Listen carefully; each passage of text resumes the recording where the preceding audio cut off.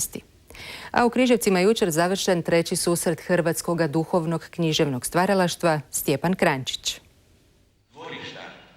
Na književni natječaj Hrvatskog duhovnog književnog stvaralaštva Stjepan Krančić javilo se 150 autora iz Hrvatske i Bosne i Hercegovine sa 375 radova. Stručni ocjenjivački sud imao je pune ruke posla odabrati najbolje, koji su izvedeni na svečanosti i objavljeni u zborniku.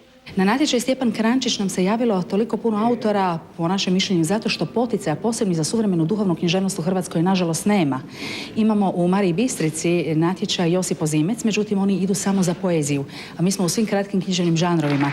Završna svečanost održana je uoči godišnjice rođenja Stjepana Krančića, 5. prosinca, križevačkog župnika koji je pisao i objavljivao književnost protkanu kršćanskim vrijednostima. Upravo je ta vrsta književnosti važna za živu vjeru. Širimo natječaj Stjepan Krančić na male. Naime, sad idemo treći put za odrasle, a u zajedništvu s osnovnom križevačkom školom Ljudevita Modica raspisali smo natječaj za prvi susret dječjega duhovnog stvaralaštva Stjepan Krančić, ali i za književno i likovno stvaralaštvo za učenike osnovnih škola. Natječaj je otvoren do 15. prosinca. Svi su dobrodošli.